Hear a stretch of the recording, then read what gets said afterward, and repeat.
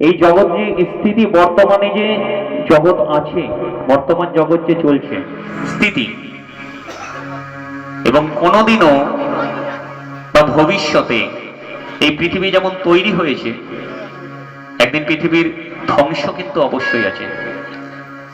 কারণ কোন জিনিস যদি সৃষ্টি হয় তার ধ্বংস অবশ্যই হয়।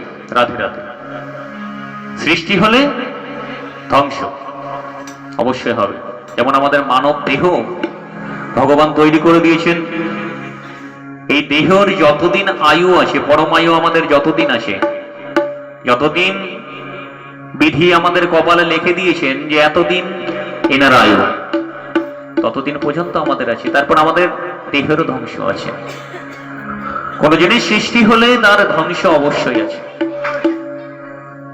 তো আমাদের জগৎ, এই যে পৃথিবী, এর উৎপত্তি যে হয়েছিল, উৎপত্তির কারণ যিনি, বর্তমানে জগৎ আছে এটারও কারণ যিনি, এবং ভবিষ্যতে যখন এই পৃথিবী লয় হবে, পৃথিবী যখন ধ্বংস হয়ে যাবে, সেটারও কারণ যিনি, সেই সচিতানন্দ ভগবান শ্রীকৃষ্ণকে আমার শতকোটি দণ্ডবৎ প্রণাম।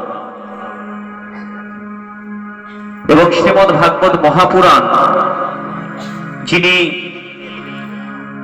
প্রবর্তন পরিচালনা করেছেন,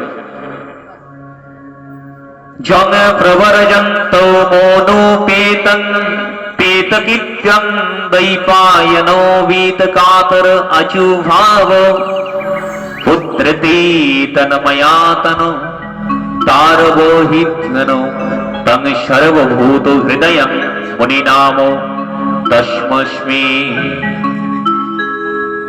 ব্যাসপুত্র শুকদেব গোস্বামী, সেই শুকদেব গোস্বামীর চরণে আমার শতকোটি দণ্ডবৎ প্রণাম। একদা ভাগবত কথামৃত পিপাসু, অর্থাৎ এই শ্রীমদ্ ভাগবত মহাপুরাণ, এটি একটি মহাসাগর। মহাসাগর বলাও ভুল হবে, মহাসাগরেও এখন বৈজ্ঞানিক পদ্ধতিতে অনেক তলাতল মাপাও যায়। শ্রীমদ্ ভাগবত মহাপুরাণ এমন একটি বস্তু যার তুলনা দেবার মতো এই পৃথিবীতে কোনো কিছু নেই। যেমন ধরেন, আপনাকে যদি বলে চিনির স্বাদ কেমন, আপনি কি বলবেন? মিষ্টি। চিনির স্বাদ কেমন? মিষ্টি। আচ্ছা,